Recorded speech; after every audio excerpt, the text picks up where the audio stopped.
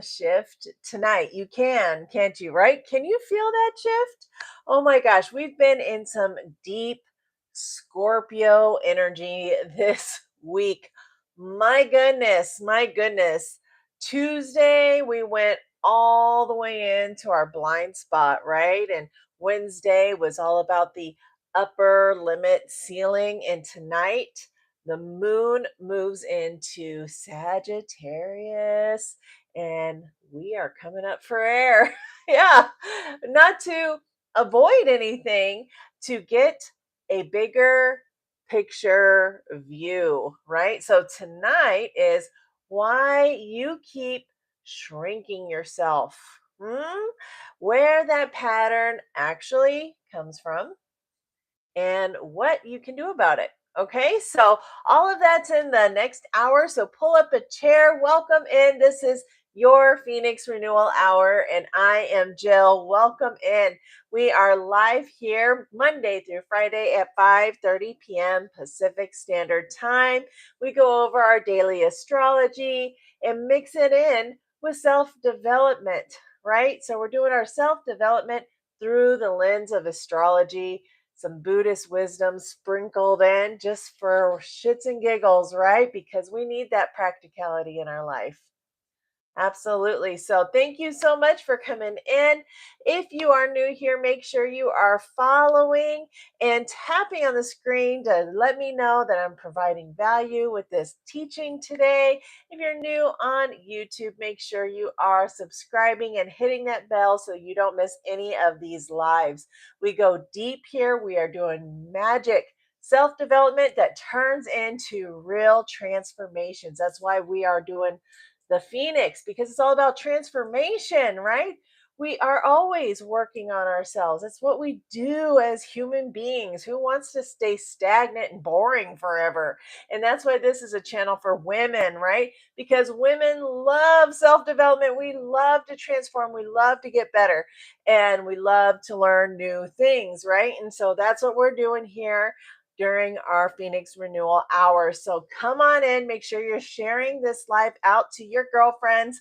Let's get all the women in here to go through today's teachings and our daily astrology as a collective, what that means for us and how we can use that in our day-to-day life. So make sure you are tapping and liking the screen and sharing it out if you are on TikTok. And we are going to get started in just a moment. All right, let's see. Let's see. What do we got going on today? Right. All right. So tonight, the moon moves into Sagittarius. We're going to exhale. We're going to look up, take a look around, and we're going to ask a big question. And the big question tonight is, what are you still waiting for permission to want? Right? So stay tuned for the whole lesson today. We're going to get started right now. Welcome in. It is Thursday, everyone. Welcome to your Phoenix Renewal Hour. I am Jill, and I am here to share my teachings with you that I have learned, right? It's nothing that I've come up with. So I shouldn't say my teachings. This is things that I've learned. I'm just here to share for free. Free classes every single weekday at 5:30 p.m. about our daily astrology as a collective and how it works in a personal development world, right? Thank you so much for joining. Welcome in, welcome in. Thank you. I really appreciate everybody being in. Make sure you are tapping on the screen if you are on TikTok. Let's get this likes and show people that this is of value. Okay, so here we go. What do we got? Well, let's start with acknowledgement of where we've been so far this week. Okay, because it has genuinely been a very emotionally deep week, right? Hi, Luis. Thank you so much for liking the live. I appreciate you. This has been a deep week of content, and I think it's worth naming before we go into tonight, right? Monday, we talked about the intention action gap, right? Why you know what to do but can't make yourself do it, right? Implementation intentions, WOOP, WOOP, the nervous system as the obstacle between knowing and doing, right? Then on Tuesday, the Scorpio moon took us all the way into our personal blind spot, right? Hi, welcome in. The Jahari window, the things others see about you that you cannot see about yourself, right? That was a quiet, serious, and very truth seeking live. Wednesday was the upper limit problem, the ceiling that you built yourself to limit your own success and happiness and potential, right? And then three tools, I presented three tools for helping you raise that ceiling for yourself. And tonight the moon moves into Sagittarius, and Sagittarius lifts the lens from the close and personal, and it changes it from close and personal to wide and philosophical. Okay, so we have a contrast there. So the question tonight is not what is blocking you, it's something we've already covered, right? So the question tonight is, what do you actually believe that you are allowed to want? Hmm? Right? Hi, welcome in, everybody. I'm so glad you're here. Make sure you are tapping in, liking the live, and sharing it out if you are on TikTok. Let's just keep it going, right? So, what do you actually believe you are allowed to want? What do you actually believe that you're allowed to want? Let that question sink in as we go over the material tonight, right? Okay. That is quite a different question. And it goes somewhere most personal development content really doesn't go, into the earliest place is where the answer is formed. Okay, so let's get into it. Here's what's happening in the sky today.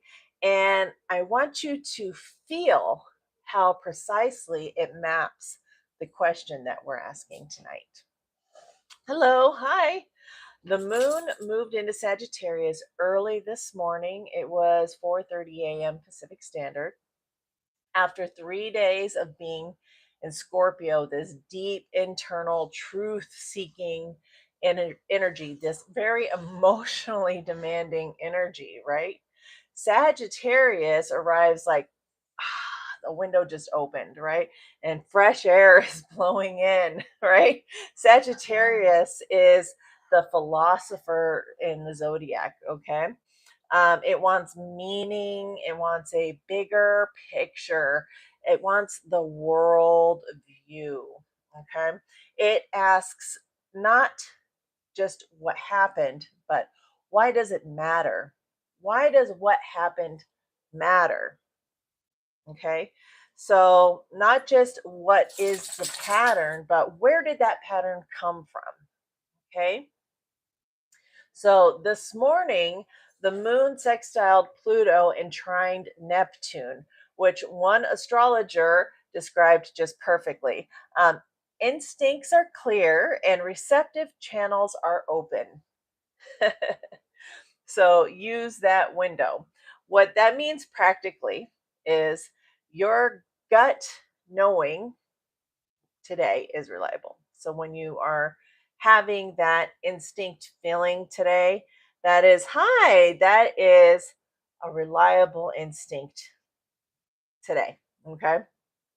So the things you've sensed this week, but maybe you couldn't really articulate, those are closer to articulation today than they have been all week. Okay. This afternoon, the moon opposes Uranus, and this creates a specific kind of restlessness, the urge to scrap something that doesn't actually need to be scrapped. to make a dramatic change because the internal pressure needs somewhere to go. Okay. The advice from every astrologer looking at today is hold, just hold steady. Don't like jump around right now, right? Hold steady. The restlessness is real, but the solution is it that your brain or your emotions are pointing to is probably it's probably just the most dramatic option. Okay. So Uranus energy, it really likes to do an energy disrupt. That's what kind of goes on there. So you gotta really kind of rein that in a little bit. I don't have any pierced ears, but thank you. Um, so here's the most important thing to know about today's astrology. Venus opposite Saturn is exact tomorrow. Okay. What that means is that tonight, um, is the eve of a very significant sky moment, right? So Venus is the planet of love, worth, and what you believe that you deserve. It's facing off directly with Saturn. Okay. Saturn is the planet of reality, structure, consequence. Okay.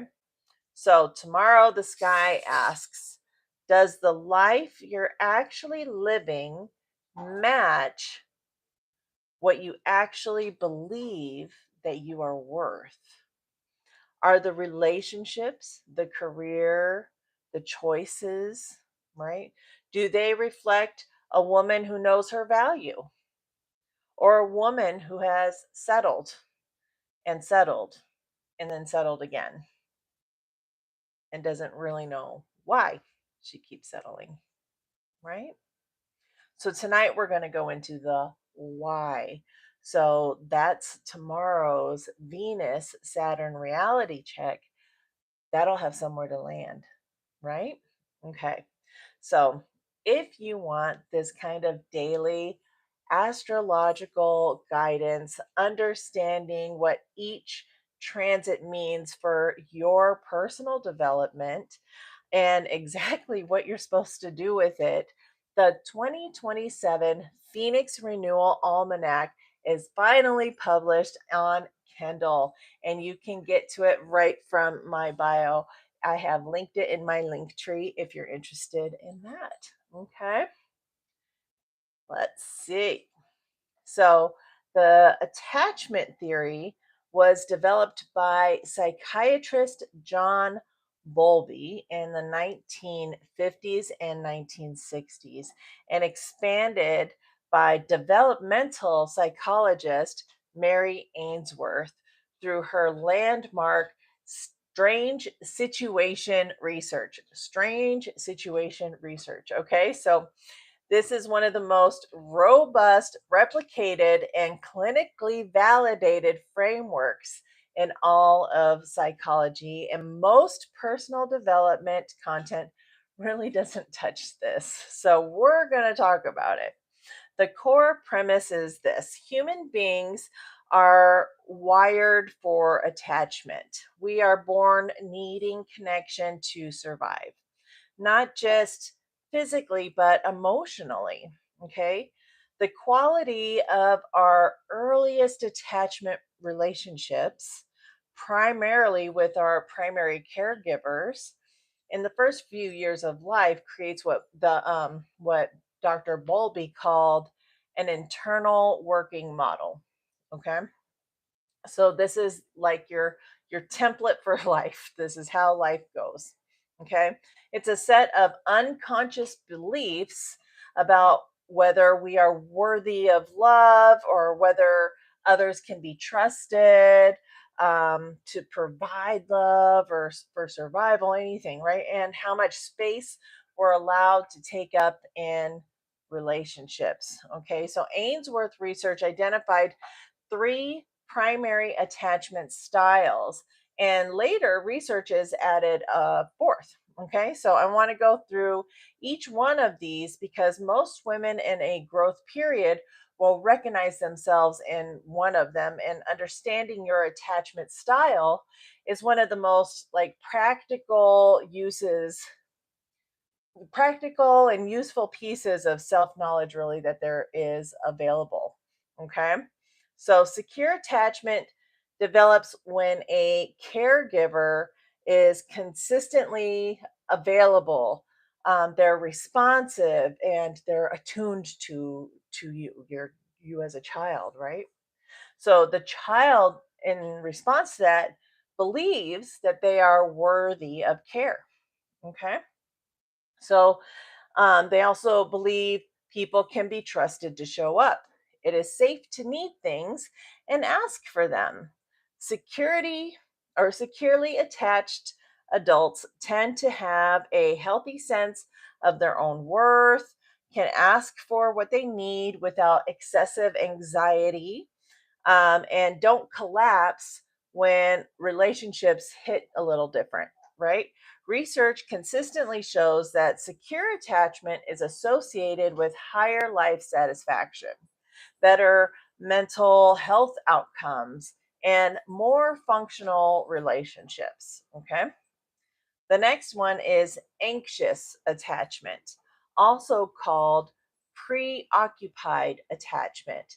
Develops when a caregiver is inconsistently available, sometimes present and responsive, sometimes not, right?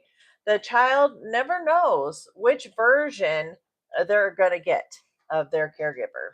Okay. The adaptation is hypervigilance. Scan constantly for signs of rejection, escalate emotional expression to ensure that they're being noticed, prioritize the relationship over their own needs, and minimize their risk of abandonment. Okay. Anxiously attached adults often describe a consistent low level worry, right? Whether they're being loved enough, okay? Whether they're too much, whether the other person is about to leave. We see a lot of anxious attachment. I am one of those people. That is 100% describes me in a relationship. Hi. The next one is avoidant attachment, also called dismissive attachment. Develops when emotional needs are consistently minimized or rejected. The child learns needing things is dangerous. The adaptation is self sufficiency, suppresses emotional needs, minimizes the importance of connection, manage everything independently, right?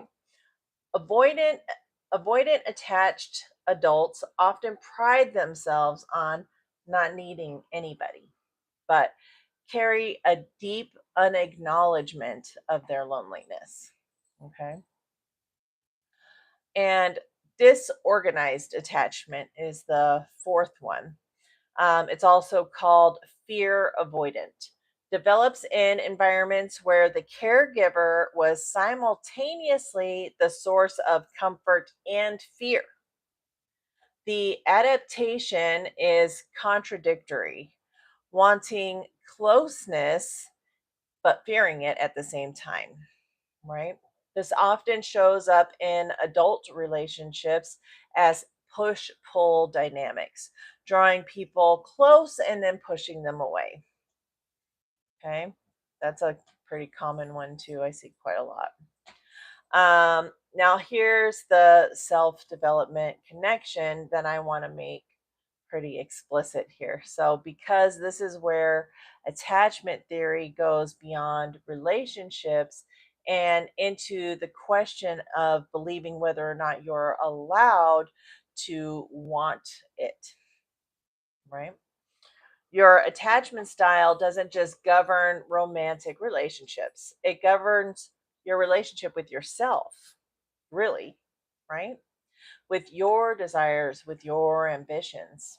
Okay. Hello.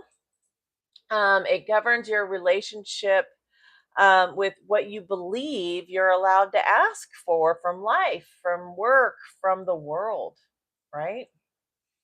Anxious attachment is in self relationship sounds like I have to earn the right to want this. I'll want I'll want it when I've done enough. I can't want it too loudly in case I don't get it, right? The relationship is hyper vigilant, consistently monitoring whether you've done enough to deserve what you want, right? That's anxious attachment. Avoidant attachment in self relationship sounds like I don't actually need that. I am fine without it. Other people, other people need those things, but I'm different, right? Um, the desires get suppressed and the ambitions might be minimized, right? The wanting gets dismissed as immature or unrealistic. The disorganized attachment in a self relationship is the woman who goes hard toward a goal and then self sabotage as soon as she gets close. Okay. Who wants the thing but fears having it at the same time. Who gets to the edge of her own expansion and then pulls back. Okay. The research on adult attachment from psychologists like Dr. Mary Main at Beardsley and Dr. Philip Shaver at UC Davis, and more recently, Dr. Sue Johnson, whose work on emotionally focused therapy has transformed couples counseling, confirmed that while attachment patterns are formed early in life, they are not fixed, right? Attachment style can change through new relational experiences and through the specific kind of self understanding that we do here, right? The technical term for this is earned secure attachment. And it describes adults who were not securely attached in childhood, but developed security through later relationships and through self awareness work. So, you here right now are doing the earned secure attachment work right now. That's what we're doing now, tonight in this life. So, it's not a metaphor, right?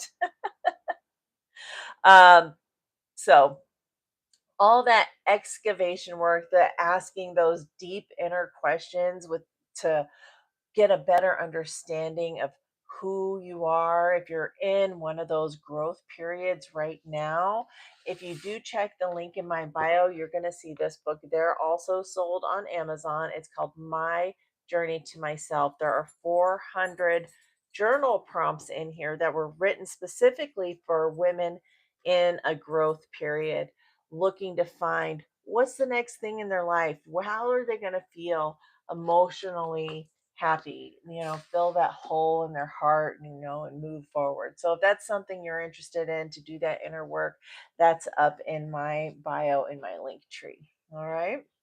So the next tool we're gonna look at here, it's a framework connected directly to what we just talked about with the attachment theory, and it specifically addresses the pattern the Sagittarius moon is asking you about tonight.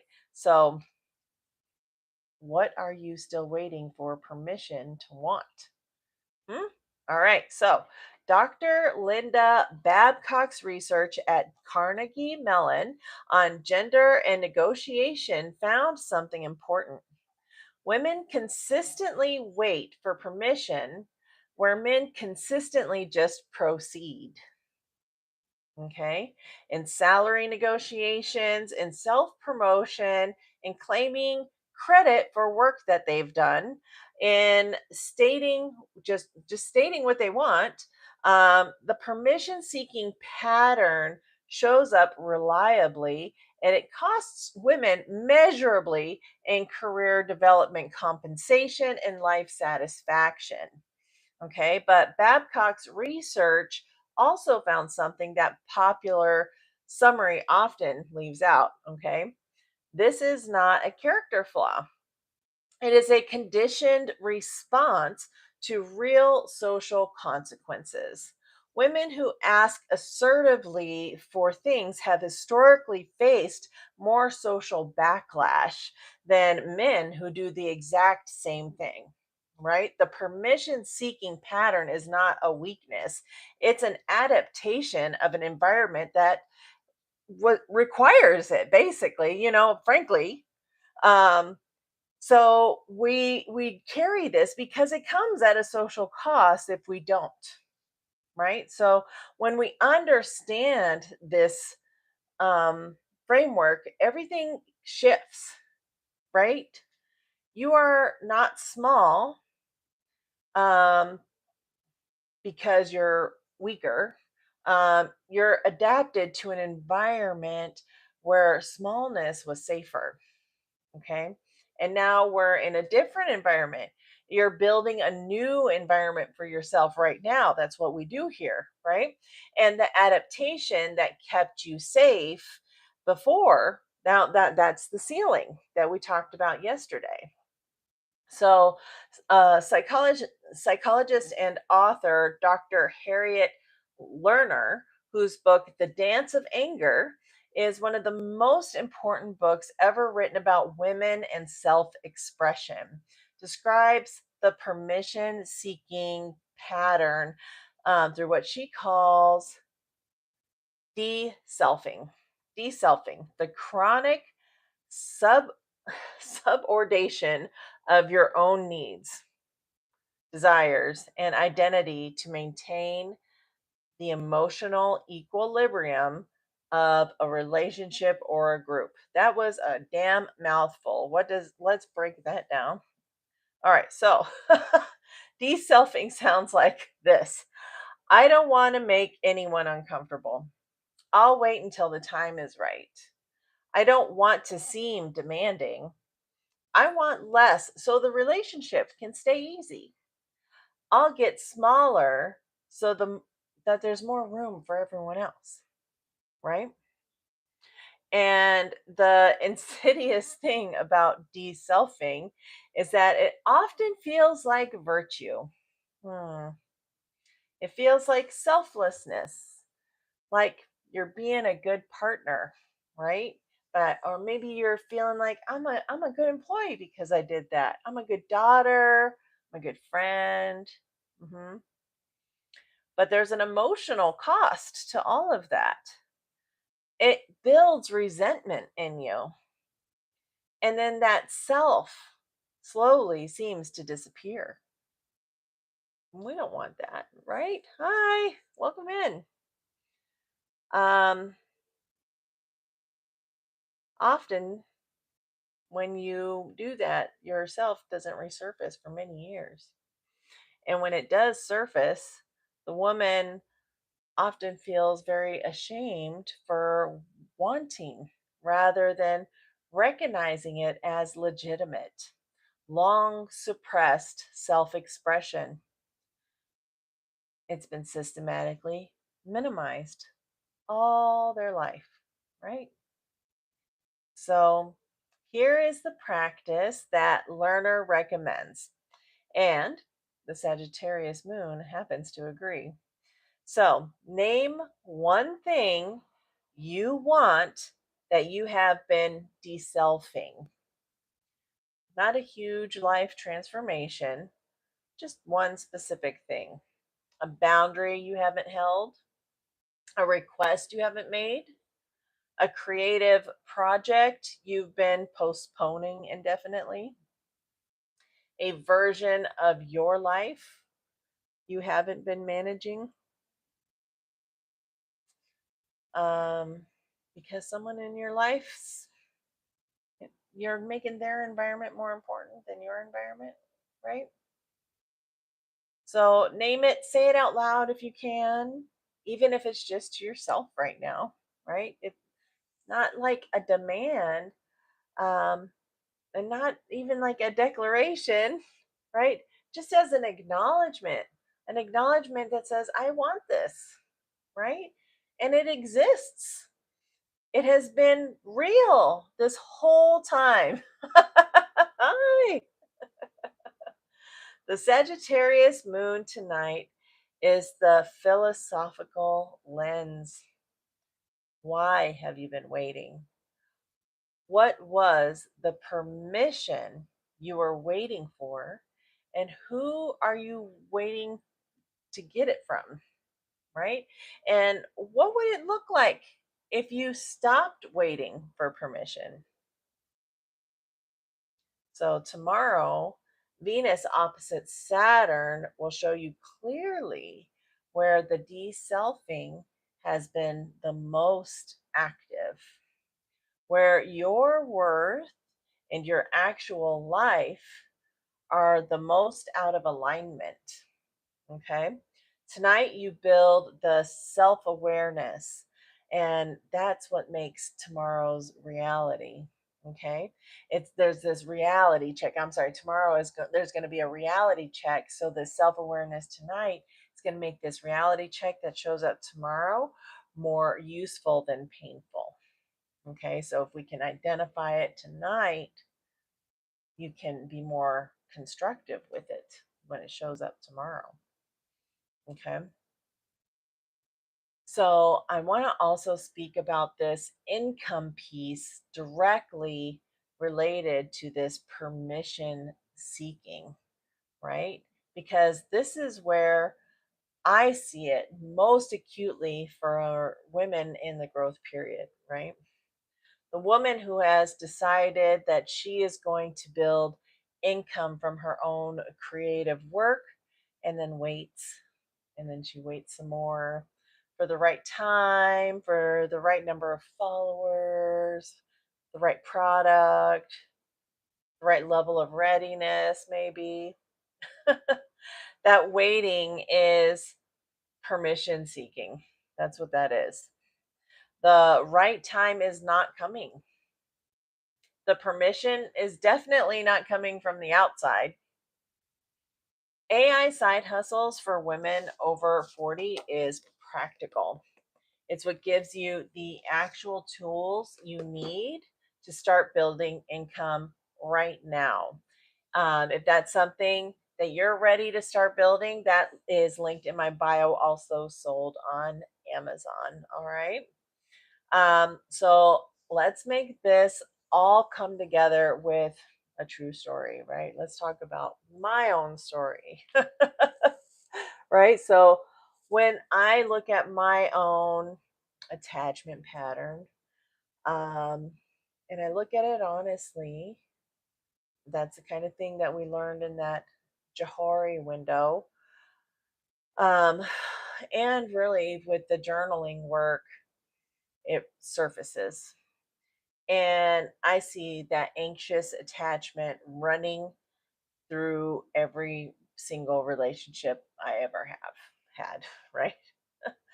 And that includes my relationship with this show, right? Not just my relationship with partners and not my relationship just with me, but with this show, with what I'm building, right? I check the numbers all the time, right? I'm the way like an anxious person is checking their cell phone to see if somebody liked a post or if the person they like is messaging them or whatever, right? I'm just scanning for signs all over my social media if things are working or not, right? That people are watching. Is the audience still there? Does anybody care? Right? Have I been abandoned by the algorithm? That's anxious attachment all day long, right? All day long. And the permission seeking piece, I spent years not building this show because I was waiting for someone to tell me that I was qualified. that I knew enough, right? That my life experience was legitimate enough content. That was enough. The permission never came, of course, because I finally just started, right? Not because I was ready, because the waiting is costing me more than just starting. The Sagittarius moon tonight is asking me the same question that it's asking you. What is the meaning you've been making from your own experience? Not what happened. What do you what do you understand about why it happened? And what does it mean about where you're going? Thank you, Amaran. Right? I want to I want to understand what I want to understand is the anxious attachment pattern and the permission seeking pattern were both adaptations. Mhm. They served a function at a time when they were needed, and they are both now a ceiling rather than a protection, right? Hi, welcome. The earned secured attachment work showing up every day here at 5:30 p.m., doing the same thing without anybody's permission, right? That's the whole practice. So what's your practice? I'm doing well. How are you, Pardoneer? Thank you so much for coming in. So the Buddha said, you yourself, as much as anybody in the universe, deserve your love and affection, right? The permission you've been waiting for to have what you want in life is out there for you to just take it. Go get it. You don't need permission from anybody else to build the life that you want. And you can't wait for yourself either. You just have to move forward and do it. That is the only way, is just make yourself do it, right? So here we go. We've got the Sagittarius moon tonight. That's your permission slip. Okay. That's your cosmic permission slip, the Sagittarius moon, telling you to put your work boots on and get started already, right? The attachment pattern explanation gives you some compassion to understand why you've still been waiting. The permission seeking framework gives you clarity to see where, right? And the Buddhist teaching gives you the authority to stop, right? Come back tomorrow at 5:30 p.m. Pacific Standard Time. Venus opposite Saturn is exact. The sky puts a direct, honest mirror in front of where your worth and your actual life are not matching up. Oliver, welcome. Hi. So, tomorrow we're going to do the work that helps us work with that mirror. Okay. And tonight we're going to figure out why it's there. Hello. Bonjour. Oh, welcome in. So, before I let you go, I do want to talk about all the books that I've got linked up above. I just published the 2027 Phoenix Renewal Almanac. It's on Kindle now. So that's going to take you through every cosmic thing going on in the sky next year with it's a personal development book, just like this is a personal development page with an astrology lens, right? And some Buddhist wisdom in there. So it's a whole book of it for all of 2027. I had it broken down by month, then by week, and then by day, so that if you don't have time to check it out daily. You can at least sum up the week or sum up the month. So that has finally been published. And I'm so excited about this almanac. And if it's a success, we'll keep making them every single year. Also, a linked in my bio is the first book I published, which is My Journey to Myself. We had just 400 journal prompt questions through 10 different sections, right? To bring you gently back to yourself by asking those deep questions that you may not think of on your own, right? And then also linked in my bio and sold on Amazon, all three are sold on Amazon, is AI Side Hustles for Women Over 40, which gives you the practical tools and the know how to start your own business from scratch using free or really low cost tools on the internet using AI and everything else that you can use that for to try and build something of your own and have your own income because Lord knows we are in a tricky time, aren't we? And there is never any security, not for anything. So it's good to build up multiple sources of income. Don't just rely on one thing. Don't put all your eggs in one basket. Sure, we got our salary job. That's one basket, but let's get something else too, right? Let's invest in something, invest in yourself, grow and build something of your own. Make many different businesses, right? That are all related or different things that you're interested in. But build something for yourself and have multiple different streams of income. That is just the safest way to be. Right? I've been in, I'm 47 years old. I've been in finance since I was 19 years old. And I'll tell you right now, you need to spread those pennies because you never know what's coming up in the future, right? We never know. So check out my link in bio. That's where all three of my books are. Am making a lot of progress on our tool for um, your building your own natal birth chart. So this will give you your birth chart from the moment you were born based on place of birth and time of birth, all the things, and it tells you where all the stars and constellations, where everything is, all your houses. So you'll be able to get that for yourself personally.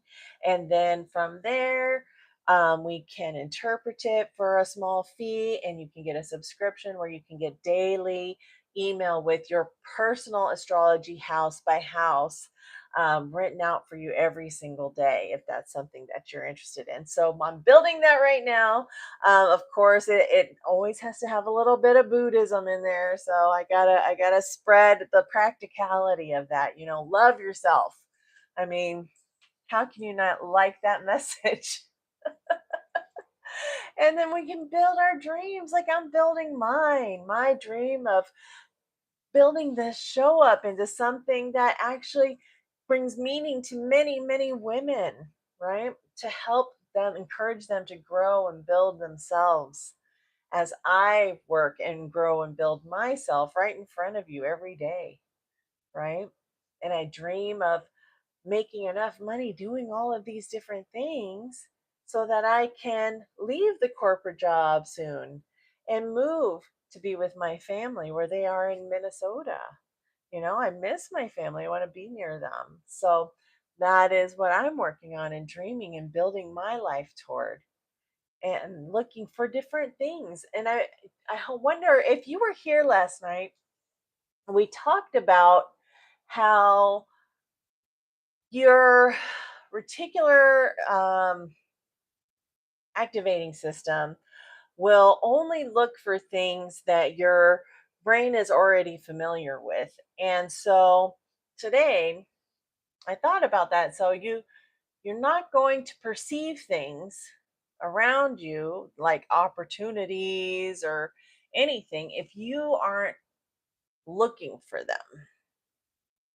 And I'm looking for opportunities, ways to grow and get to the life of my dreams. I would love to have a life of financial freedom and travel the world and, do things I want to do, to have the freedom of not having to go to a 95 job, and so I want to be able to perceive and not filter out opportunities that might be out there, and so I was even talking to my sister today because I was like, I feel like, hi, hi, Andre, nice to see you. Um, like I feel like the world is going in a direction of doing things for trade instead of money. And I really like this concept for as much as we can do for it. And I I see it's out there and I want to get way more involved. So if anybody knows of an app or anything I could join even where I could get involved on doing, hi, thank you. Doing a do trade for things, I don't know of apps or pages or anywhere you can go for just doing things for trade so you're not being so deeply involved in consumerism. You know what I mean? Like I feel like as a society, some of us anyway, are getting away from consumerism. We would rather reuse things that are still in good condition, or maybe you're a farmer and a small farmer, and you don't have like a huge, massive farm, but you grow too many zucchinis or something. I don't know, in your own backyard garden, right? And so you want to trade some of those zucchinis with the neighbor who grows tomatoes. I don't know, so I want if stuff like this exists, can somebody message me? Because I want to be involved in that kind of thing. I also found out today about like there's a house and pet sitting apps out there, but you stay at their house for free and watch their animals while they go on vacation, and they don't pay you, and no money exchanges hands. But this way, you get the opportunity to travel the world and all you gotta do is pay to get there, and you've got a place, and all you gotta do is take care of the cat, or whatever, and you have a place to go. And I'm like, wow, that's like trading. So a service for, a place to stay. Yeah, I'll watch your dog or whatever. I don't care. So I'm loving this concept. So if there's people out there that are doing that and you know of those, I want to know about it. I want to get involved in this. I'm really excited about this concept because I really am ready to end this capitalistic consumerism, like this overly it's just so exhausting. But you know me, and I'm all about my mushroom village. I want to have in the woods, and we all just, go there and be a vacation destination with little twinkle lights everywhere, and literally be in the woods, and literally be staying in little cottages shaped like mushrooms. How magical is this? This is something I want to build and have people and have community in. And this is the kind of things that I think about. I don't want like it's like I don't want a bunch of money just for money. I want experiences. I want to spend time with people and make memories and have fun. I don't need stuff, right? Like so I don't know if y'all, hello, if y'all know of places, things that do the trading for, too much stuff in the garden or for a service or whatever that is. Like I would love to check on it and see about that. And maybe someday when I don't have my own dog to watch, I could do a hi Rashid, I could do one of those pet sitter stay at your house for free for a week while you go on vacation, and then that's my vacation in your town, like check that out. And it's all over the world too, so it's like I could go visit. That's my dream, right, is to travel. And I was saying to like my family, even like, I want to put that on pause right now while my dog's around because my dog's not going to live forever, and I don't want to put him on a plane because I think they put big dogs underneath the plane. and I think that's hot down there, and I don't want him to be hot. So I think I'm done traveling until he's not around anymore. But he's a big dog. He's not gonna live forever. He's all crashed out on the floor. Oh, anyway, so we need time. We need to grow ourselves and learn about ourselves, become come together as a society when we know our best selves and what we can share with the world and how we can help our communities out individually. I don't know. I got my whole imaginary utopia happening in my head, but I feel like if the more of us as a collective kind of start feeling the same way and start doing the same kind of actions, that maybe we can make a difference and change how things are run in the world, right?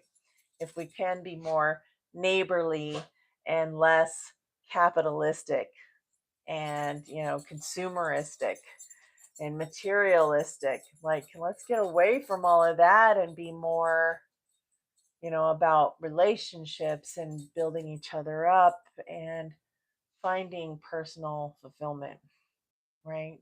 I don't understand the need for loads and loads of money and giant houses. I just like people. And you can have people in any environmental, wealth class. Right? So, anyway, I love you all. I'm rambling. But anyway, have a good night. We'll see you guys tomorrow for our Friday night live at 5:30 p.m. Pacific Standard Time. We'll go over tomorrow's astrology and some practical Buddhist wisdom and some researched back personal development tools. Give you some help any way I can. Love you all. Have a good night. We'll see you tomorrow. Bye. Have a good night.